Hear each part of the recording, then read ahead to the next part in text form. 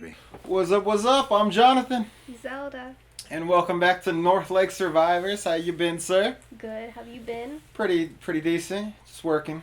Same. Working. Obsessively. Trying You to got a stay new warm. job, right? Yeah. You loving it? I do. It's so nice. I like how my students, they just email me questions and I feel important. As opposed to, when you were a nurse and you were saving lives. Well, it's not like, I feel, oh yeah, I was important then too, but it was just like, I needed something new. I needed to change. Yeah. Yeah. You went from one important career to another important career. I just Yeah. found it funny that you're like, I'm finally important. When I was helping keep people alive, that was irrelevant. It's kind of necessary as well. When you're like in a job for like a long time, you kind of feel like burnt out. That's what I was feeling. I was feeling burnt out. I was like, I needed a change of Normally it's scenery. the second day of work. It's like, I don't want to do this anymore. Yeah. But I'm really enjoying it now. First I was scared, but now it's like, oh. Is it weird being back in North Lake but no longer being a student? Yeah, it's weird. It felt weird. And at the first time, I couldn't log into anything because they still thought I was a student. So I have to go, they told me I have to create an incognito web browser every time I log in. That's so weird. It is. No, every time I log in, I have to go incognito. And that works? It works, yeah. But wouldn't incognito just hide your cookies or whatever? Like, it's still your same login information. Mm-hmm. I don't understand how that changes it. I don't either, but I guess the IT department, they kind of manipulated something to make it work. But whatever, it works. I'm able to get in. As long as it works, I guess that's fine. It's just weird to me. It's like, all right, that's odd. Mm-hmm. But otherwise than that, it's easy. You're enjoying it? I'm enjoying it, yeah. Mm-hmm. Is the Yu-Gi-Oh crowd still there? I haven't been to the cafeteria yet, so, Aren't you in T building or no? I'm in T building. Oh, but you come in from the side. I come in from the side. I don't really go through the main entrance. For those of you who are wondering, when we went to North Lake, in the cafeteria, there's a wall that leads to the hallway that goes all the way down, right? And on the other side of the wall, there's still more tables. And it was populated by people we called the Yu-Gi-Oh kids because no matter where you were in the cafeteria, you would occasionally hear Yu-Gi-Oh! Just screamed randomly. It's very, very odd. Times. Sometimes we hung out with them though. They were interesting. They would always bring a TV to school to bring to the cafeteria so they could play Smash Brothers in the cafeteria. That was crazy. You would occasionally see grown men walking around in capes with stars on them. Oh yeah, I remember that, the capes. Yeah. This is North Lake. But I don't see that anymore, going there. I guess because it's still, early in the semester, maybe. Yeah. I haven't seen, weird people around. But you haven't been in the cafeteria, you said? Yeah, maybe I'll go next week. I'll go check it out. I'll go get some Subway still there? Yeah. Because I'll be there 8 hours. Just walk in and be like, Yu-Gi-Oh! I've never played Yu-Gi-Oh! Me either. Never played Yu-Gi-Oh! But I did remember, the person who works in IT, I remember him from when we went to school, but I don't know his name. I just remember his face. Yeah. I was like, oh, I remember you, and he was like, yeah, I was here back in 2007, too. I was like, yeah, he looks so familiar. But I just don't remember his name or anything. Yeah. I don't know. Yu-Gi-Oh! Was never something I got into. I was big into Pokemon cards. Collecting it, yeah. Love Magic cards. I like Pokemon. I told Nino we should play Magic, and he was like, he's like, such an expensive hobby. It's like unnecessarily expensive. Did we not play Magic the Gathering? Me, you, and Ashley played years ago. That's what I told. I was like, I have enough cards. We can all make decks just out of my cards. I don't remember us spending money. We just because I bought all the cards. Oh. Was it expensive? I mean, I have a lot. I definitely put money into Magic over the years. Oh. I have a lot of cards. I was like, how expensive is it? Middle school, I was really big into it, and then when I worked at Traders for a while, me and my friend, when we were working in the shopping carts, we would get bored. So while we were waiting for people to come, we would just play Magic the Gathering. Oh, really? And there was a card shop there, so we would go and buy massive decks of cards for $80 and just make decks and play. That was so fun when we played last time. And then also whenever you would make those games, remember when we did podcasts and you would make those I want to do that the again. games where you would roll a dice or something and there was I don't know how. I don't remember exactly how it was, but you would make these games. Yeah, well, so I made it was kind of a Dungeon and Dragon-esque game. Yeah. It was, I came up with a scenario, and then you guys played it. You were fighting Santa Claus's helpers. Yes. So, like, Krampus and all that stuff. Yeah, that was fun. That was really fun. I was like, we should get together and do, like, one of those games again. Well, that's what me and Nino have been talking about. Dungeons and Dragons. Starting, like, a Dungeons and Dragons table. Oh, and I also still had the Secret Hitler. That was fun, too. That was fun, too. I bought all the dice for Dungeons and Dragons. So I have dice, like 5 sets of dice. So when we do play, I have... Yeah. And then me and Nino got all the rule books. Yeah. So we just got to sit down and do it. Yeah. But yeah, that was fun. Because he does want to do more game nights. That was fun. We had a game night at her house. We played Warcraft. What was it called? Warcraft. Oh, it was Warcraft something. Worlds of something. Yeah. It was a tabletop. It was a tabletop game. Yeah, it was really fun. Like, it was basically Risk. It was very, like, confusing to me at first. But I think the second time, if I play it again, I'll understand. Yeah, I there was so many rules. I was like, me and you came in last. Like, I was. We played with 5 people. I came in 4th. Zelda came in 5th. And I don't even know if everybody else played it right. It just seemed like they were taking so many of the little. Well, I think I started that, and then everyone was like, "Wait, can you do that?" Jonathan did it, so I'm gonna start doing it. I was like, "Wait," because technically the way it seems like, well, that's fine. So then I was like, well, I'm just gonna try it. If someone tells me if I'm wrong, so I did it. No one said anything. And then your brother did it, and then Dom did it. Dom did it, and then finally Nino was like, and then when I did it again, Nino was like, "Yeah, I don't think we're supposed to be doing that." He's like, "That looks too easy to win. Like, I don't think you're supposed to have that many chips." And this is like, well, we've been playing it like this, so. So I think next time we don't do that. Or maybe that is how you play it. We don't know yet. Well, because it says that you can keep moving forward, but I guess. Whoever you use to conquer that probably has to stay there. That does make sense. Yeah. But we never actually like defined that. So it was like, as long as you leave one person there, you can keep moving forward. So it seemed like, all right, well then I can attack again. Yeah. So then it was like, well, because actually what I started was going across the board with it, because other people did it where I conquer this and then I conquer this. So I was just like, well, why not just do that from the start? Yeah. Because other people had done this. So I was like, well, I'm just going to do it from the start and just hop all around the board. I don't know what I was thinking at first, because my thing was like, oh, I'll just conquer an entire island by myself. But I guess that wasn't really the smartest thing. You want to, like, spread out. Why, though? I mean, so if you're humans, it makes sense to... or not with humans. If you have the explorer thing that I had, it makes sense to conquer every island. Because you get points for every island, but... After I didn't have that anymore, my idea was just conquer an island too, because why not? Then you have less competition. Yeah. If you're right next to somebody, they might attack you. Yeah. If there's nobody else there, they're not gonna like, oh, let me hit a beachhead in here, and then they just take it back the next turn. So it is weird. It was fun though. But it was so fun. Yeah, the one difference between this and Risk though was like Risk, you keep building your army, so you're like, all right, next turn. I can bring in more units. That game, you have a set number of units, and when you use them all, you're like, all right, this goes in decline, and now I'm a new species and have to conquer. And it does make it a lot more. Yeah, whenever you have your new character that you bring on, they have new abilities. Yeah.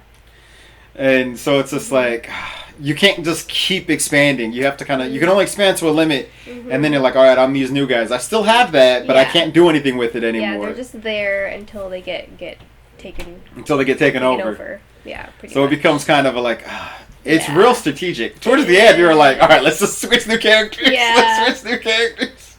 Like me, like at the end, I took the characters that nobody wanted, because you know how you have to put a chip on each one. Yeah. And at the end, I was like, all right, this has the most chips. I'm gonna do that.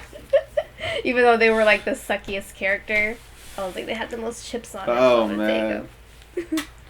Yeah, we did bad in that game. Yeah. They all creamed us. Everybody else creamed us. It was like, God damn, like. But it was still fun. I really thought Nino was winning, and then Dom just. I know. Came out. I was like, God damn. He took over. That was a fun game. So really we do got to do more game nights, because that was a lot of fun. That was really good. So you've been to the movies? Yes. I think the last movie I saw was Beehive and ISS. Beehive was fun. Yeah. Jason Statham. I'm not a huge fan of his, but he's good for mindless action. He is really good at action, I'm noticing. Yeah, but he's not his action movies. He's not Arnold Schwarzenegger. He's not Sylvester Stallone. You know what I mean? Like, he doesn't have. I don't find him charismatic. Really? I really don't. But he knows how to kick someone's ass. So I'll watch his movies. Like gives me what's that guy's name who kills everybody? Well, I guess you just named them all. But there was another one. I'm forgetting his name. If I were gonna compare him to like a action star of the past, he's Steven Seagal. Oh, okay. But I do like him better than Steven Seagal, especially since Steven Seagal went kind of crazy. Yeah, so I guess the whole point of that movie was he was trying to get revenge against someone who was scammed. I did find that movie incredibly preachy, but I was like, I agree with what they're preaching, so I'll allow it. But it was like preachy, like it was.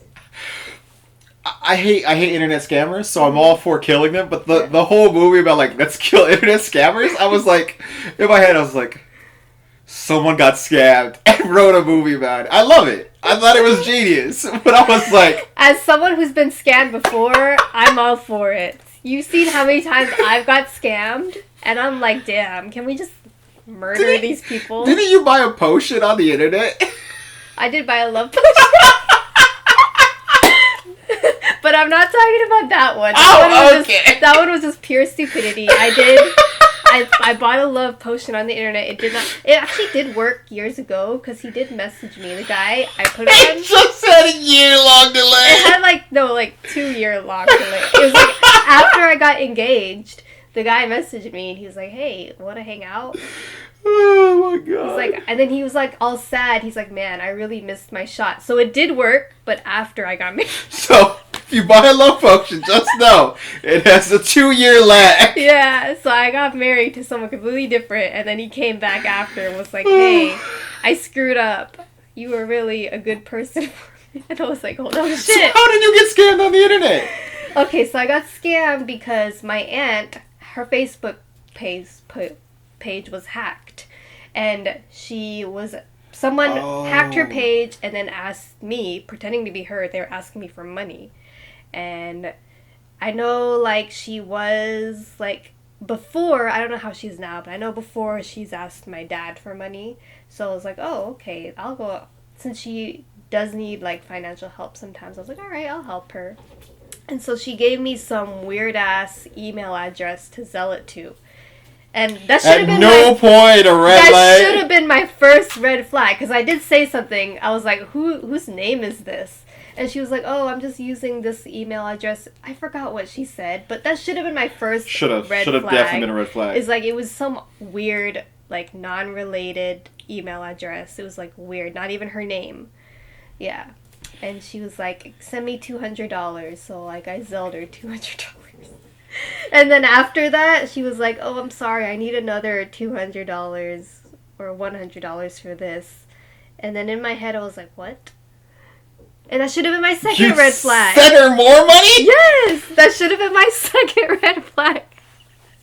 It wasn't until the third time where she asked for more money, I was like, alright, something's off. I was like, not even this is a scam, you're like, something's kind of maybe a little bit off, maybe, possibly, I don't know. Something's off.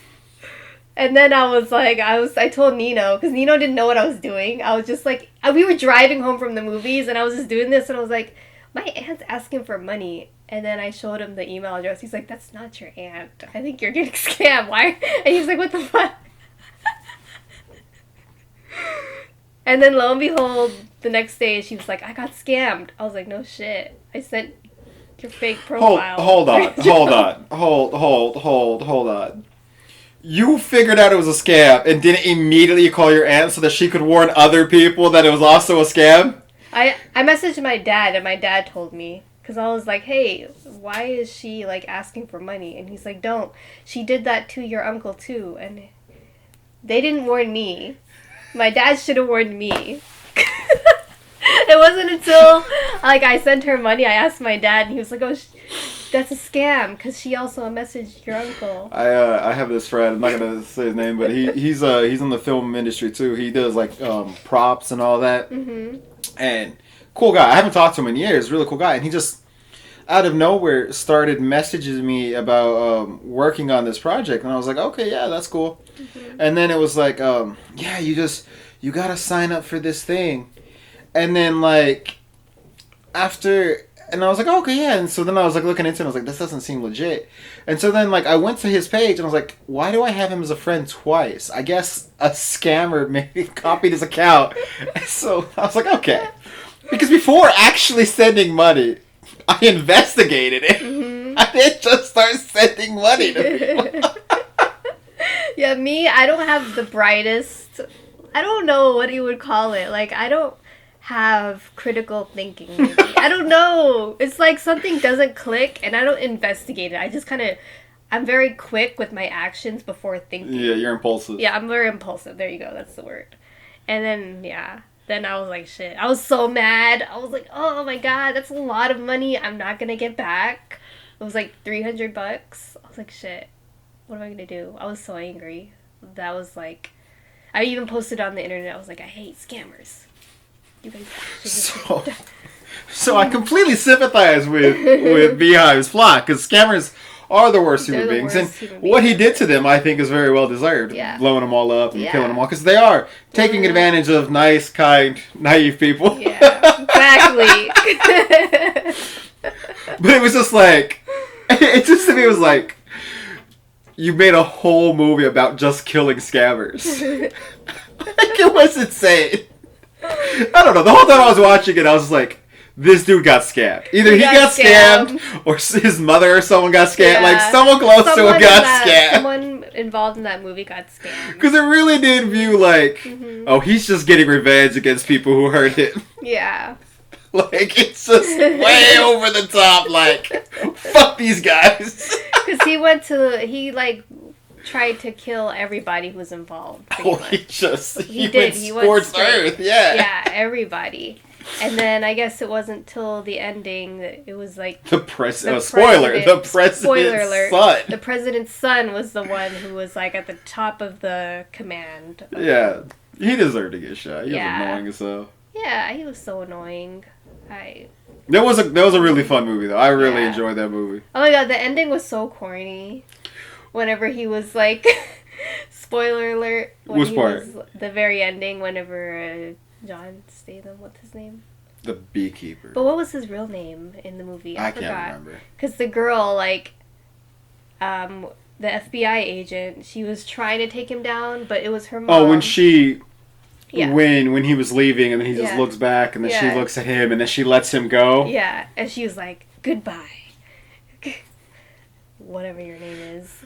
I was like, that's so corny. And like nobody else sees him. Like he's in the water and everybody's looking for him and nobody sees this giant dude in the water swimming off. The president's private residence, the glass isn't bulletproof. There's no one outside her office guarding it. So someone could walk up, perceivably, outside the back of her office and shoot inward and no one would be able to stop it. Yeah. Didn't really make... Like, that part to me was just kind of like... Yeah. Wouldn't that glass be bulletproof? Yeah. Or if it's not, wouldn't there be guards outside? Mm-hmm. But yeah, it was a good movie. But some of the dialogue in the movie was kind of corny. It was very corny. What I never understood is when he found out the mother was dead, why did he take the honey back? He could have just left the honey there, but he took the honey back. I don't remember that part. Like whenever, he took the money back. The honey back, yeah. Whenever he was leaving, he took the honey back with him. Just like, why? Why do you need the honey? And also, see, now I'm just nitpicking the movie. It was a good movie. Let's leave it at that. Mm-hmm. But also, the satellite phone he keeps in the beehive, it's just always fully charged. Oh, yeah. He takes the phone out of a beehive and then immediately makes a call. Aw. He's like, I'm back in. I thought you were retired. Nope. And then the other beekeeper sucked. They're supposed to be like the most badass people ever. Oh, yeah. She got her ass beat horribly. The one that got burned alive? Yeah. Yeah. Oh man. Like every other beekeeper sucked except for him. Yeah. But all the beekeepers are supposed to be like, the best of the best. The best of the best. Hard to beat, but he like just destroyed them all. She just seems psychotic. She was like a female Joker with fire. Yeah, she was very psychotic. But that movie was great. I really enjoyed that movie. It was a lot of fun. I like the premise, like the message is like the beekeeper, you have to stay together, and then the queen like has to be removed if there is one. If the prodigy's fucked up. Yeah, if the prodigy is messed up. It was really cool. Like this whole notion of like, yeah, you can't always trust the establishment, so you have another organization that monitors the establishment and keeps it in check, so that everything doesn't fall apart. It's a cool premise. It's a really cool premise. You could definitely keep making those movies, and you can even, if he doesn't want to do it again, swap him out with other people and all that. Yeah, because when I first like read the title of the movie Beekeeper, I was like, is it about bees? Because I didn't watch the trailer at first. I do love the part where he's like, it's a beekeeper. And the guy's like, I think it was the son, was like, okay, cool, he likes bees. What the fuck does that do with anything? And he's like, no, you don't understand. I know. If a beekeeper wants you dead, you're dead. And he's like, he keeps bees. It's like, what are you talking about? I was like, what? Okay, he fucks with bees? Something like that? He fucks with bees. So I'm gonna die because this dude plays with bees? Yeah. That part was pretty genius. It was. I was like, alright, I do love that. Everybody underestimated him because it's a beekeeper. Yeah. They were like, alright, he's a beekeeper. What else is... Like, what does that matter? Yeah. I don't care that he plays with bees. Yeah. What's he gonna do? Oh, dear Lord in heaven. So you saw ISS. Yes. ISS was fun. It was a good movie. Basically, the premise of it is... So the International Space Station, which is what ISS stands for. And you have 3 cosmonauts and 3 astronauts on there. And then... Yeah, 3 Americans and 3 Russians. Russians, yeah. Is that what that means, cosmonauts? Cosmonauts are Russian astronauts. Oh, okay. I didn't know that. Yeah. Cool. Before I wanted to be a writer-director, my goal in life was to be an astronaut. Oh, that's awesome. Yeah, I wanted to be James T. Kirk. Obviously, I moved away from that. And I'm kind of glad I did because NASA's kind of defunct. Like, they don't do anything anymore. Yeah, they're trying to go back to the moon. Okay. Finally.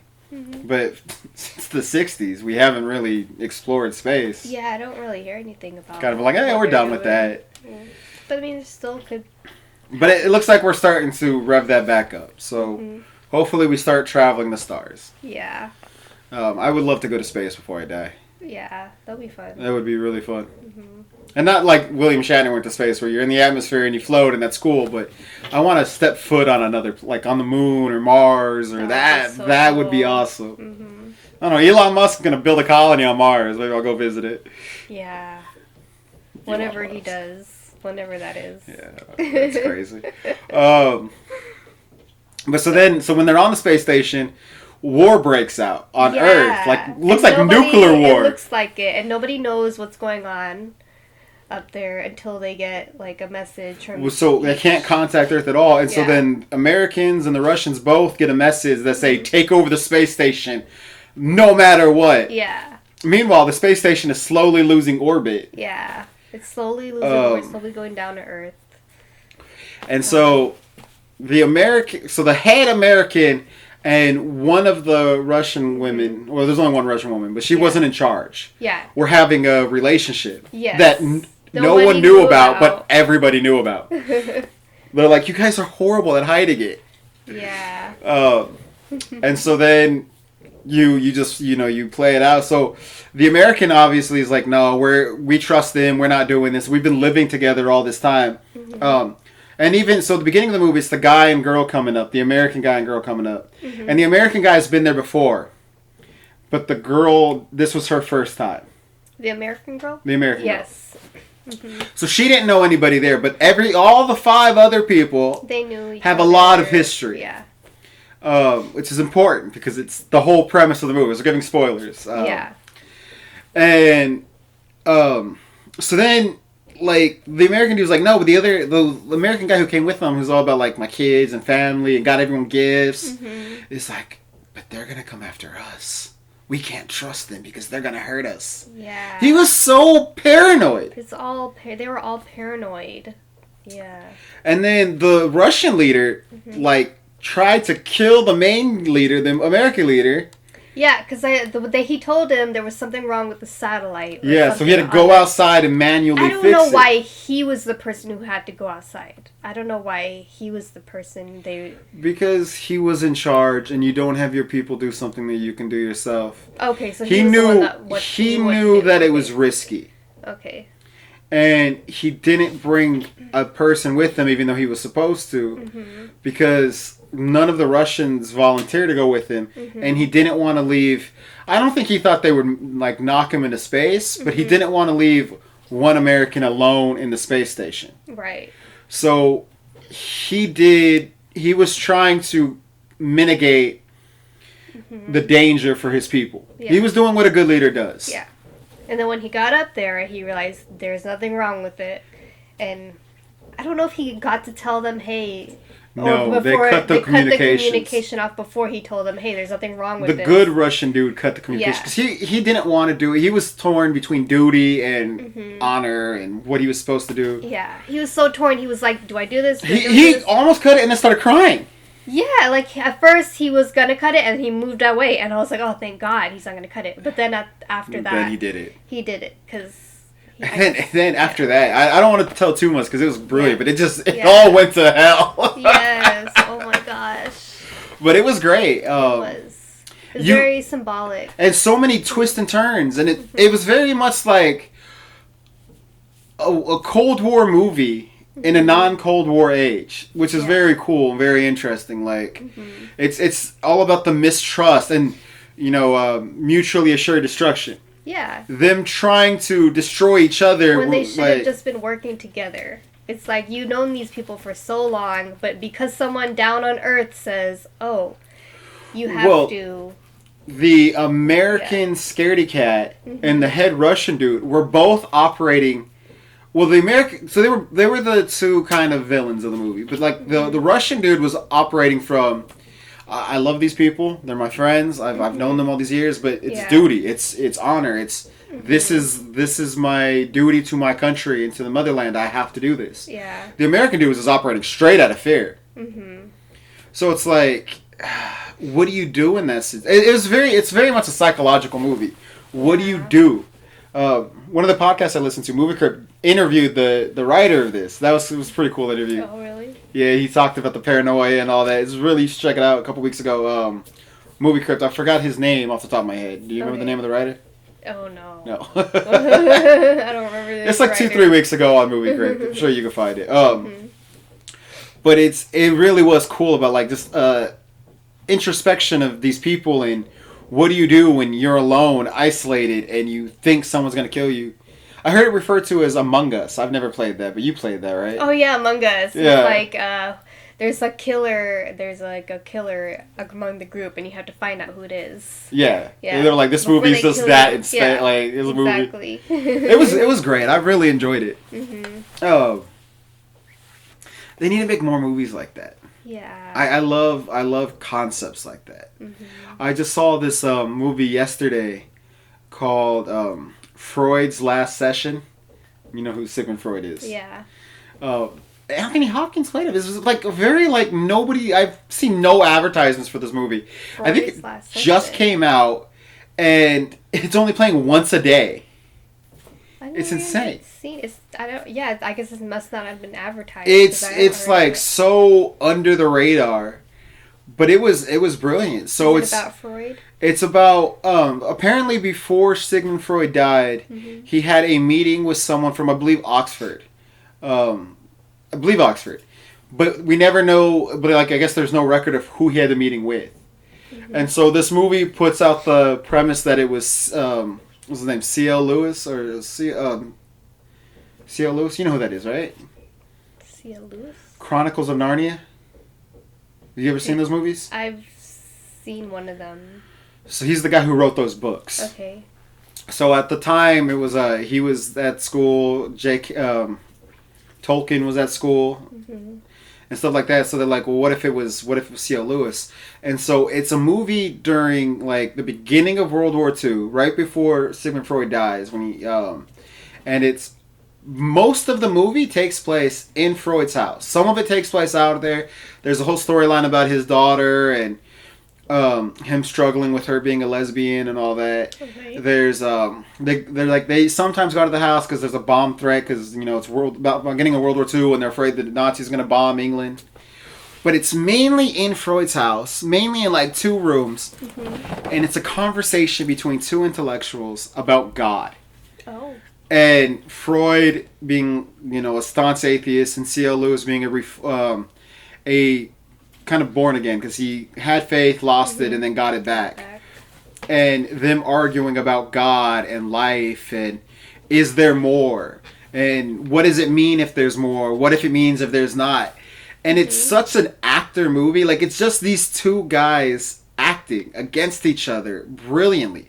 So much emotion, so much, like, tension, so much compassion. It's brilliant. Okay. It should get more press than it's getting, but I've seen no trailers for it. I saw one trailer for it, which is why I knew to look for it, and then that's it. And then that's like, it's insane. But where'd you see the trailer?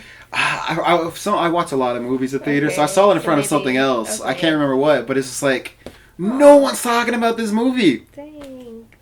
And it's all psychological. It's just people talking at each other. Mm-hmm. Okay.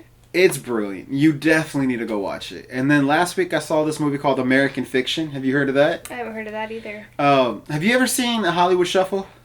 Nope. Okay. So American Fiction is this movie. Do you know who Jeffrey Wright is? Nope. He's an actor. He's oh God, what was he? He was in Westworld, the TV show. Have you ever seen that? You watch the Marvel shows, right? Have you seen What If, the cartoon?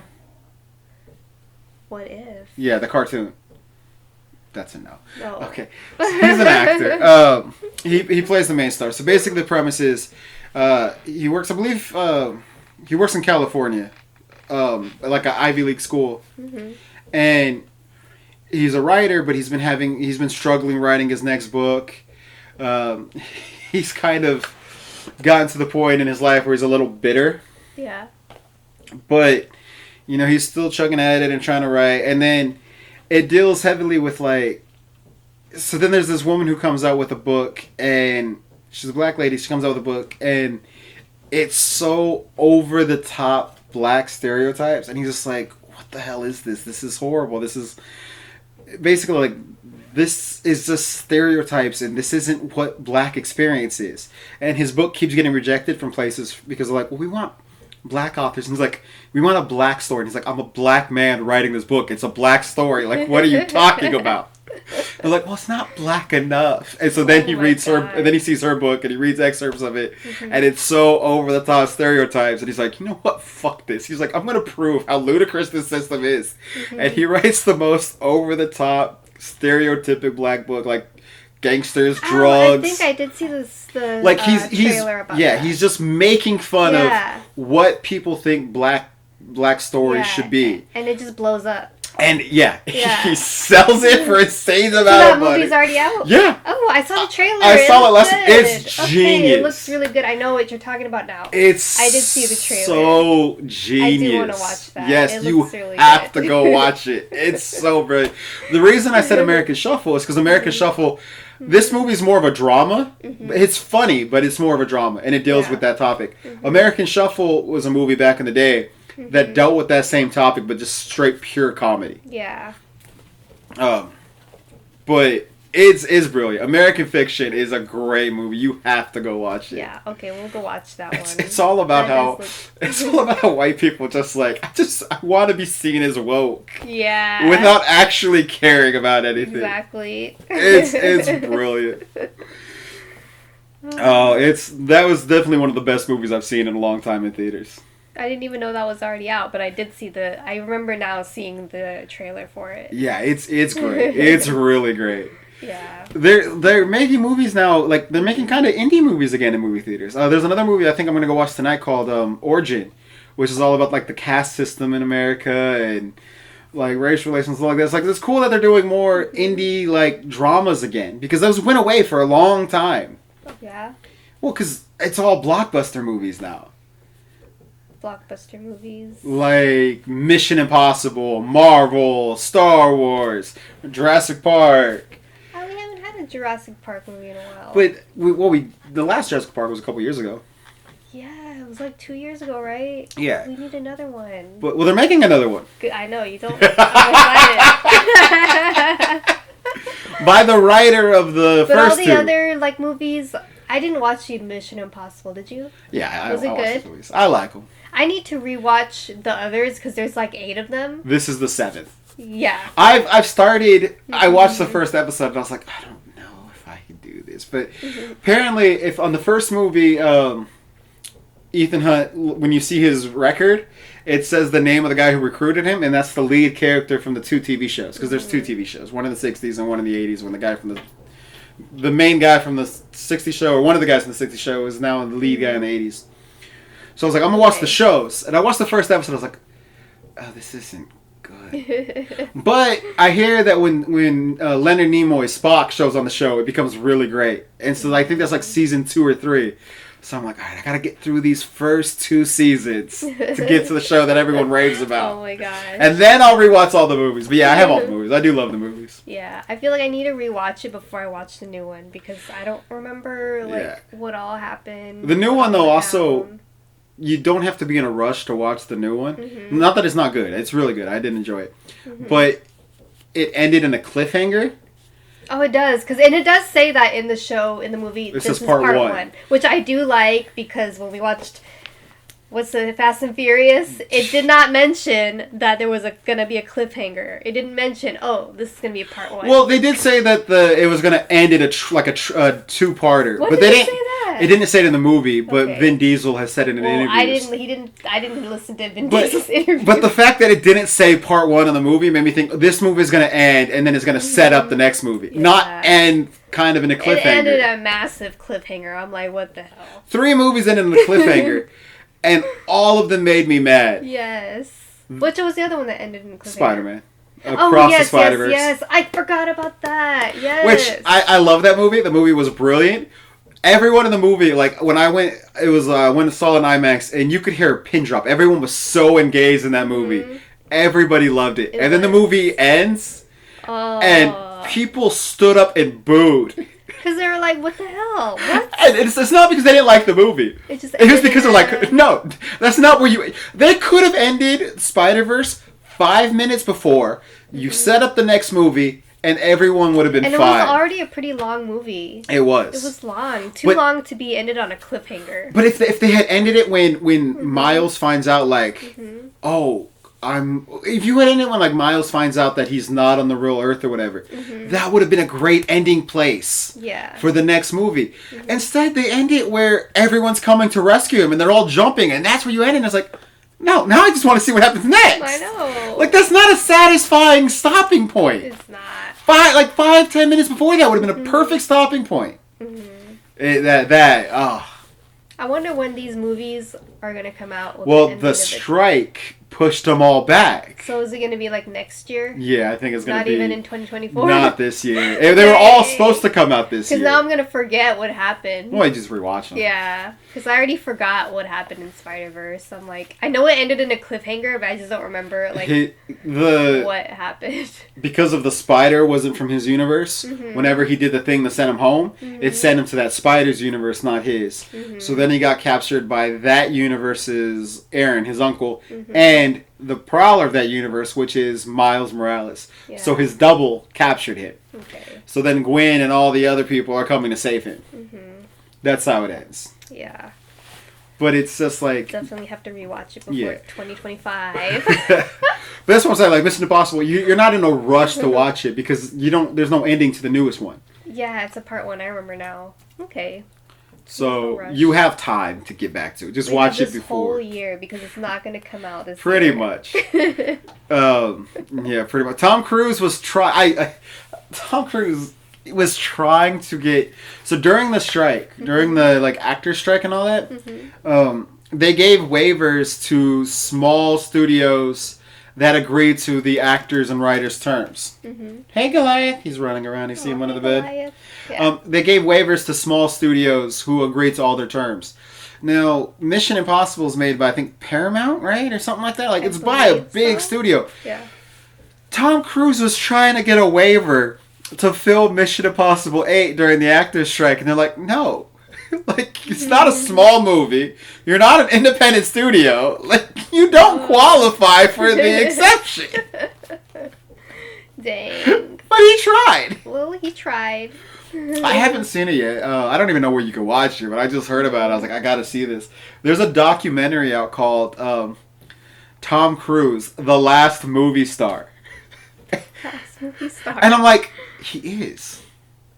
He is the last movie star. Who's left? Arnold Schwarzenegger and Sylvester Stallone are doing TV shows now. Oh, you mean out of the older ones? Oh, but I mean, like, is there a new movie star? Who's a new movie star? Anthony Mackie, the dude who plays Captain America now. He played the Falcon and now he's Captain America. He was like, I'm not the movie star. Captain America's the movie star. I didn't watch the last Aquaman. What about Jason Momoa? Is he going to make more movies? Oh, he's going to be in the next Fast and the Furious unless Vin Diesel pisses him off. The next what? Fast and the Furious. Oh, yeah. He's in that too. He's in that too. Him and James Gunn are talking for him to maybe come play a different character in future DC movies. Mm-hmm. I don't think Jason Momoa's career is going anywhere. But is he a movie star? I didn't watch the last. I really liked the first Aquaman, but after the second one, it didn't get much hype, so I didn't watch it. It was alright. Yeah. If I will say this, the last Aquaman, Aquaman and the Last Kingdom, mm-hmm. Lost Kingdom or something, would have been a much better movie if it came out before The Flash. Mm-hmm. Because The Flash, for all its problems and all Ezra Miller's craziness, would have been a good movie for that universe to go on.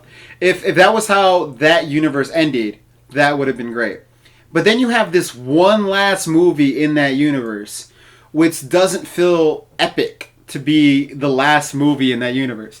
But if this movie was in the middle of that universe, it would have been a lot better. Yeah. But as the last movie, it's just, no. Why? How's this the last movie? This doesn't wrap anything up. It doesn't have anything to do with the wider things. It should have came out before The Flash. Okay. And then it would have been better. But it's not bad. It's good. It's... Okay. I mean, what do you want from an Aquaman movie? It gives you what you want from an Aquaman movie. I'll watch it whenever it comes out. On it's not. I don't think it's going to be anyone's favorite movie, but it's worth watching. Okay. But I don't know. It's just. But there's who is another movie star? Like, who's a modern day movie star? That's right, because Tom Cruise, he's been making movies. The Rock. I'll give you The Rock. Oh yeah, The Rock. The Rock. That's true. Because he was making movies when we were young, too. Yeah. And he's a legitimate movie star. I mean, Black Adam blew up in his face. But... I liked Black Adam. I did, too. But it's not that it was a bad movie. It's that The Rock put so much hype behind it that it was going to redefine movies. And it was going to... He put all of his star power behind that movie. And it did not live up to the expectations he gave it to. Which I think is the big reason why he went back to the Fast and the Furious movies. Because he was like, I'll never work with Vin Diesel again. I hate Vin Diesel. I'm not going back to those movies. Why does he hate Vin Diesel? Because apparently Vin Diesel's an asshole. Really? Yeah, apparently. But then the cliffhanger, like the post-credit scene of the last Fast and the Furious movie, The Rock shows up. I know. That was so This is why you just shut up. You don't be like, I hate this person, I'll never work with him. Yeah. Because then when you do, you just look bad. Mm-hmm. I don't sit there like, oh, Vin Diesel fucked up. The Rock's in this movie. I'm like, oh, The Rock sold out.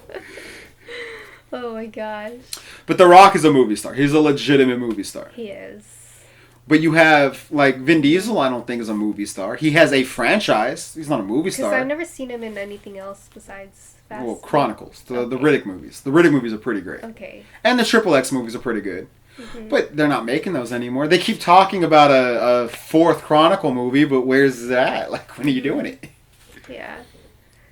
It's Tom Cruise. Tom Cruise is the last. Is. I mean, Leo's still making movies. Leonardo. Brad Pitt's still making movies, but they're not blockbuster movies anymore. The last movie he made was The Killer of the Movie. That was great.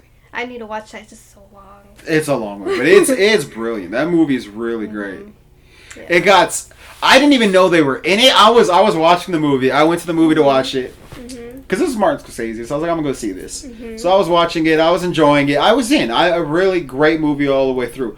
About, like, 2 hours in, all of a sudden I'm like, is that John Lithgow? John Lithgow's in this movie? And then a second later, is that Brendan Fraser in the same scene? I'm like, okay.